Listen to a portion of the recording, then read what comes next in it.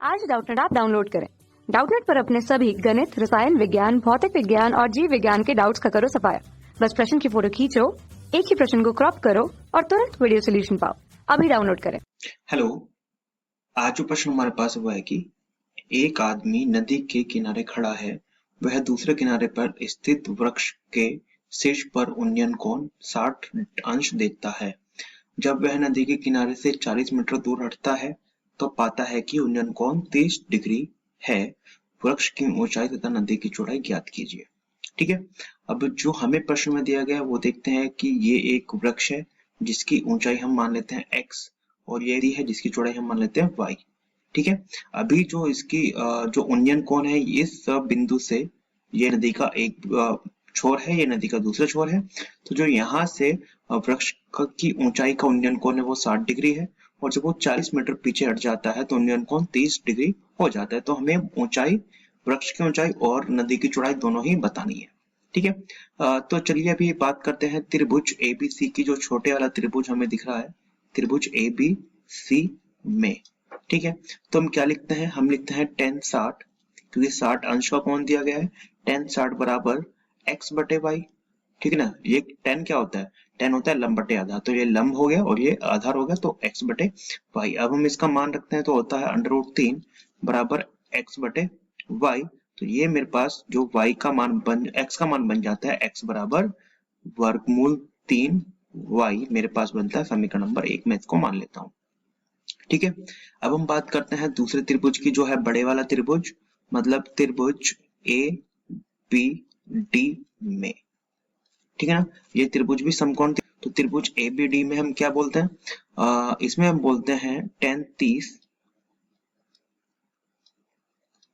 बराबर क्या बोलते हैं x जो लंब है और बटे आधार, इस त्रिभुज का जो आधार है कितना हो जाता है, ये होता है y प्लस 40।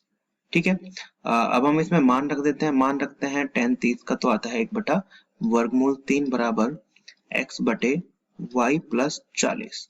ठीक है, और जो x का मान आता है वो हम क्या लिखते हैं, x का मान लिखते हैं y प्लस 40 बटे वर्गमूल 3। ठीक है ना, समीकरण नंबर 2 हो जाती है। अब जब हम बात करते हैं समीकरण नंबर 1 व 2 से, तो हम क्या लिखते हैं कि जो x का मान है वो क्या होगा, तो बराबर होगा, x क्या है, ऊंचाई है, तो ऊंचाई तो वृक्ष के बराबर होगी।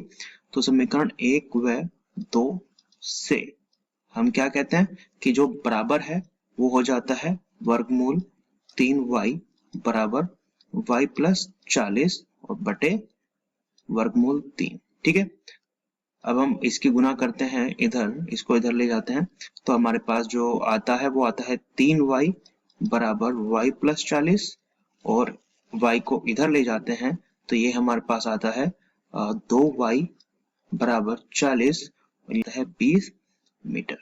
ठीक है ना, y का मान हमारे पास आया।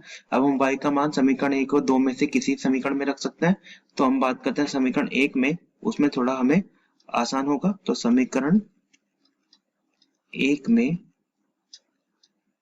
y का मान, ठीक है ना, समीकरण 1 में y का मान रखने पर,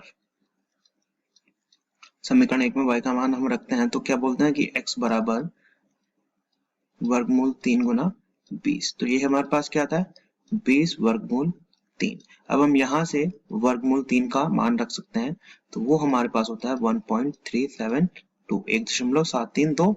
ठीक है, तो अब अभी हम उसको जो है गुना करने के बाद बोलते हैं, ये हमारे पास होता है 4, 6 और 7 दूनी 34। ठीक है, इसमें कितने के बाद दशमलव लगाए, एक जीरो और लगानी है हमें।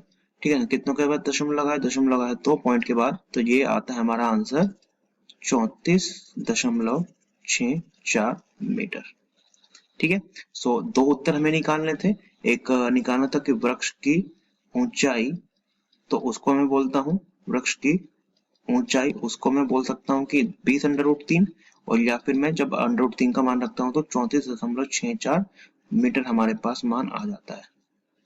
ठीक है, और जब मैं बात करता हूँ नदी की चौड़ाई की, नदी की चौड़ाई, तो वो मेरे पास कितना आता है, वो आता है मेरे पास 20 मीटर। ठीक है, तो यही तो हमारे इस प्रश्न के उत्तर हैं। उम्मीद करते हैं आपको समझ में आया होगा। धन्यवाद। कक्षा 6वीं से 12वीं से लेकर नीट, IIT, JEE वो एडवांस के लेवल तक 1 करोड़ से ज्यादा छात्रों का भरोसा। आज ही डाउनलोड करें डाउटनेट ऐप या व्हाट्सएप करें अपने सारे डाउट्स 8400 400 400 पर।